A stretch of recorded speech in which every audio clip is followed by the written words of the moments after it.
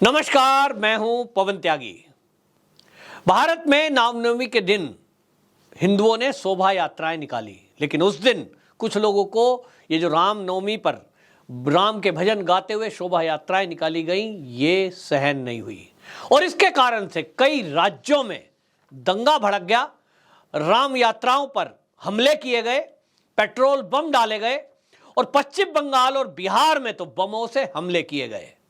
लेकिन जिस तरह से ये सरकारें जहां हैं ये इसको जस्टिफाइड करने में लगी हुई हैं, पश्चिम बंगाल की ममता बनर्जी ने तो एक कदम और आगे बढ़ के ये कह दिया कि मुसलमान तो दंगा कर ही नहीं सकते, वो तो रोजे के अंदर अपने रोजे में पूजा पाठ करने में और खरीदारी में व्यस्त हैं। जबकि पश्चिम बंगाल से जो वीडियो आए हैं उसमें साफ साफ दिखाई दे रहा है कि जालीदार टोपी पहने हुए लोग किस तरह से हमला कर रहे हैं, किस तरह से पुलिस को टारगेट कर रहे हैं, किस तरह से पेट्रोल बम डाल रहे हैं और तोड़फोड़ कर रहे हैं। लेकिन ममता बनर्जी हैं, वो कहती हैं पश्चिम बंगाल का तो इतिहास ही नहीं रहा है दंगों का, यहां के लोग तो, यहां की संस्कृति ही नहीं है, यहां के लोग तो दंगा करते ही नहीं है। मतलब दंगा करने वालों को आप एक्शन लेने के बजाय, उन पर कार्रवाई करने के बजाय आप उनको क्लीन चिट देने में लगी हुई है। और वो ममता बनर्जी जो राजनीति में नहीं है कि उनको पता नहीं है कि पश्चिम बंगाल में कब दंगे नहीं होते। भाई मेरे ख्याल में तो महीना 2 महीना नहीं निकलता कि पश्चिम बंगाल के किसी कोने में कहीं दंगा फसाद ना हो रहा हो। और कौन भूल जाएगा उस डायरेक्ट एक्शन को। भाई ममता बनर्जी जी भूल गई कि डायरेक्ट एक्शन हुआ था। और उस डायरेक्ट एक्शन में आपको बता दूं, ये वहां बंगाल में 16 अगस्त 1946 को जिन लोगों को मारा गया उनका क्या दोष था? पाकिस्तान की कुछ मांगे थी, जिन्ना की एक जिद थी और उसके कारण यहां एक्शन होता है। और ममता बनर्जी कहती हैं कि पश्चिम बंगाल के जो लोग हैं उनका कल्चर दंगों का नहीं है। देश की आज़ादी के समय से ये दंगे फसाद हो रहे हैं।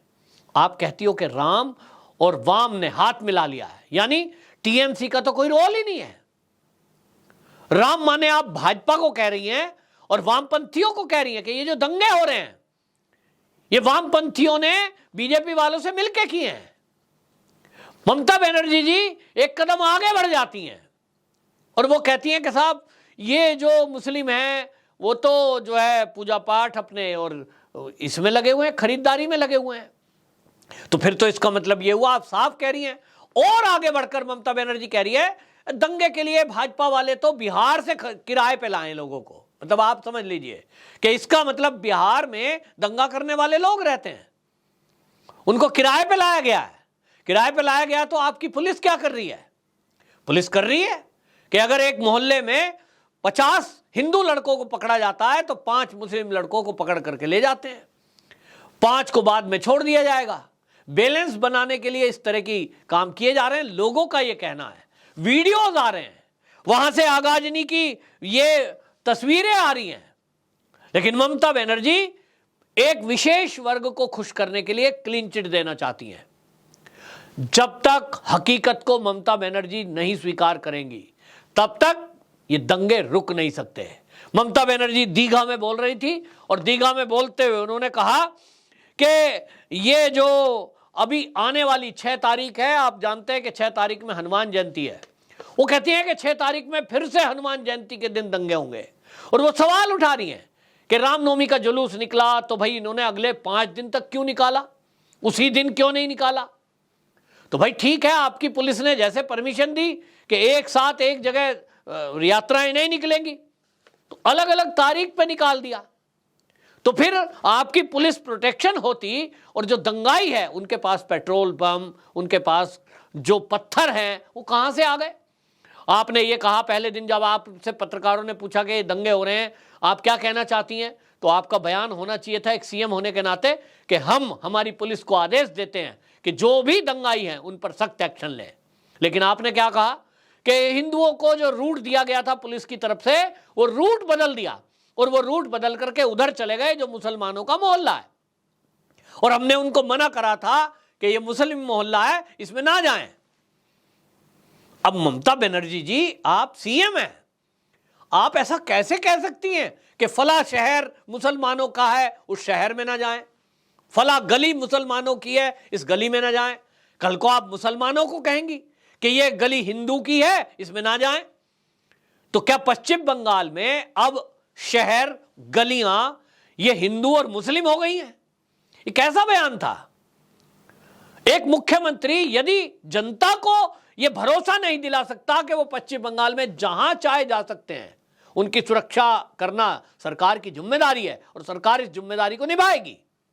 लेकिन आपने हमेशा तुष्टीकरण की है और उस तुष्टीकरण के कारण से आपने रोहिंग्या और बांग्लादेशी जो घुसपैठिए आए उनको जिस तरह की सुविधाएं दी, कि केवल सत्ता पाने के लिए, कि बस हमारी सत्ता बनी रहे, हम सरकार में बने रहें। और अब आपको लगता है कि जिस तरह के भ्रष्टाचार पश्चिम बंगाल में पिछले दिनों खुले, तो आपको लगा कि जनता में एक छवि खराब हो रही है और उस छवि खराब के चलते अब लोकसभा चुनाव आएंगे तो उसमें टीएमसी का तो कोई आधार बचेगा नहीं, और इसलिए वोट बैंक बनाए रखने के लिए तुष्टीकरण करें, हिंदू तो आपको वोट दे ही देगा। और इसलिए ममता बनर्जी कहती हैं, मैं भी विवेकानंद की विचारधारा की हूं, मैं तो दुर्गा पूजा भी करती हूं, मैं हिंदू भी हूं, लेकिन ये भाजपा वाले दंगा कराते हैं, ये हिंदुओं को भड़का रहे हैं। मतलब आप केवल एक विशेष वर्ग को खुश करती हैं, उनको तो क्लीन चिट दे रहे हैं कि भाई मुस्लिम तो दंगा कर ही नहीं सकता, और ये जो हिंदू भी हैं उनके घरों पे हमले हो रहे हैं, आप कह रही हो ये तो बीजेपी के लोग हैं। मतलब आप अपना टीएमसी के कार्यकर्ताओं को बिल्कुल क्लीन चिट दे दी आपने, मुसलमानों को क्लीन चिट दे दी। पश्चिम बंगाल की जनता त्राहिमाम कर रही है, पश्चिम बंगाल की जनता राष्ट्रपति शासन की मांग कर रही है।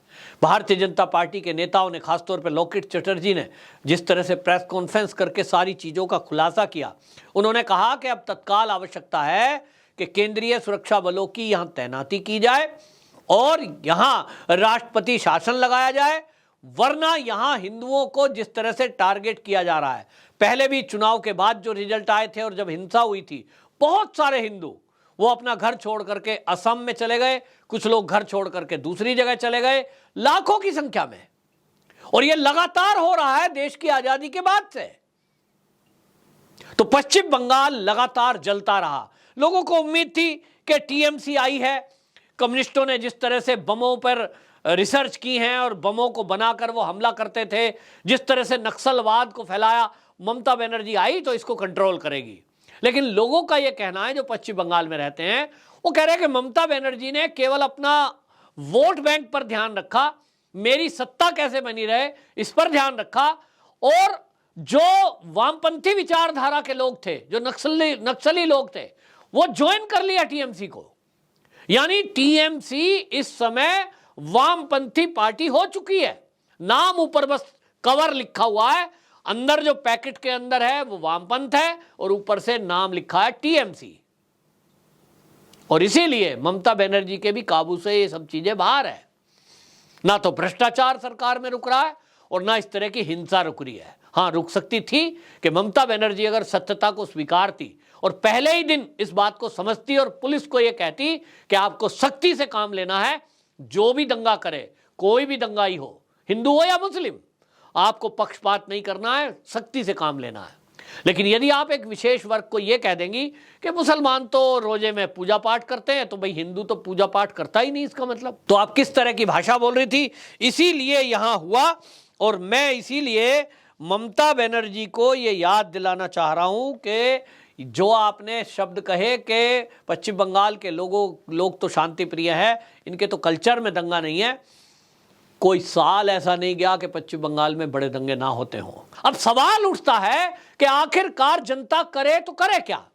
मुझसे बहुत सारे मेरे पश्चिम बंगाल के मित्र ये कहते हैं कि भाई आप तो जो है भारतीय जनता पार्टी को सपोर्ट करते हो, नेताओं से मिलते हो, भाई उनसे पूछो हमारी रक्षा कौन करेगा। यदि राज्य सरकार रक्षा नहीं कर रही तो क्या केंद्र सरकार भी हाथ पे हाथ धरे हुए बैठा रहेगा। तो आपको बता दूं, अमित शाह जी के निर्देशन पर जो पश्चिम बंगाल के राज्यपाल हैं वो एक्शन मोड में आए हैं और उन्होंने पूरी रिपोर्ट, विस्तृत रिपोर्ट सरकार से मंगाई है। वहीं कलकत्ता की हाई कोर्ट ने भी ममता बनर्जी सरकार को यह कहा है कि 3 दिन के अंदर आप पूरी रिपोर्ट प्रस्तुत करें और गली मोहल्ले में लगे हुए सीसीटीवी जो फुटेज है वो जमा कराए जाएं और ये रिपोर्ट दी जाए कि आपने अभी तक किया क्या है और आपने पहले से एक्शन क्यों नहीं लिया। यानी हाई कोर्ट भी एक्शन मोड में है, दूसरी तरफ केंद्र भी एक्शन मोड में है, लेकिन अभी तक जो केंद्र का रवैया रहा है, अभी तक तो लगता नहीं है कि वो कभी राष्ट्रपति शासन लगाने की तैयारी कर चुके थे। लेकिन जो हालात हैं वो दिन पे दिन बद से बदतर होते जा रहे हैं। और हमको ये भी याद रखना चाहिए कि पश्चिम बंगाल वो प्रदेश है जिसकी सीमा जो है वो बांग्लादेश से लगती है, जहां से आए दिन घुसपैठिए आते हैं, तस्करी होती है। और इस राज्य में यदि इस तरह से तुष्टीकरण सरकार करती रहेगी तो समझ लीजिए कि यह घुसपैठ ऐसे ही लगातार होती रहेगी और फिर दंगों का भयावह रूप देखने को मिलता रहेगा। हिंदुओं के साथ जो अत्याचार वहां हो रहे हैं उनके साथ न्याय तब तक नहीं होगा जब तक वहां राष्ट्रपति शासन ना लगे और केंद्रीय सुरक्षा बलों की नियुक्ति ना हो। ये कब करने जा रहे हैं मोदी जी, ये वहां की जनता देख रही है और जवाब मांग रही है कि केंद्र सरकार हमारा ध्यान करे। ये वोट बैंक की नीति जो है कि 2024 का चुनाव आएगा तो उसमें क्या हो जाएगा, ये जो हालात हैं, इस हालात में भारतीय जनता पार्टी वहां चुनाव भी नहीं लड़ सकती। अभी हाल ही की हिंसा को देखते हुए लोग कह रहे हैं कि अभी क्योंकि ग्राम सभा के चुनाव होने हैं और इस ग्राम सभा के चुनाव में ये सारा कुछ जो हो रहा है ये इसीलिए हो रहा है ताकि माहौल खराब करके दहशत पैदा की जा सके। और इस दहशत में जो निष्पक्ष चुनाव है वो तो होगा ही नहीं। लोगों का कहना है कि भारतीय जनता पार्टी का तो कोई झंडा उठाने वाला भी शायद ना बचे, क्योंकि टीएमसी की यही योजना है कि दंगाइयों के साथ खड़े हो जाओ ताकि आपको कुछ करना ही ना पड़े। और जो भी भारतीय जनता पार्टी का कार्यकर्ता है उसको खोज खोज कर निकाल कर मारा जा रहा है, और नहीं तो पुलिस पकड़ करके ले जा रही है और कह देती है जी साहब दंगाई है इसलिए पकड़ा है, हमें खबर मिली थी। तो इसका मतलब यह है कि भारतीय जनता पार्टी के कार्यकर्ताओं को या तो मारा जा रहा है या तो जेल में डाला जा रहा है, उनके ऊपर गंभीर रूप से अत्याचार हो रहा है और आरोप लगाए जा रहे हैं। तो कार्यकर्ताओं की रक्षा के लिए कब अमित शाह जी एक्शन लेते हैं और कब राष्ट्रपति शासन लगेगा, ये लोग प्रतीक्षा में हैं। तत्काल केंद्र सरकार को एक्शन लेना चाहिए, वरना पश्चिम बंगाल के हाल बहुत बुरे हो सकते हैं, ऐसा वहां के लोगों का कहना है। देखते हैं अमित शाह जी इस पूरी तैयारी में कब कवायद में लगे, क्योंकि लोगों का कहना है कि सुप्रीम कोर्ट में भी ये मामला जाएगा जिस दिन राष्ट्रपति शासन लगेगा। तो सरकार इस तैयारी में है कि अगर राष्ट्रपति शासन लगाने की नौबत आती है तो उनके पास इस तरह के पर्याप्त सबूत हों कि सरकार ने लोगों की सुरक्षा ठीक नहीं की और सरकार ने तुष्टीकरण के कारण दंगाइयों का फेवर किया। इस तरह की चीजें जब सबूत के तौर पर केंद्र सरकार के पास होंगी तब राष्ट्रपति शासन लगाने के बाद वहां दोबारा उसको बहाल नहीं किया जा सकेगा।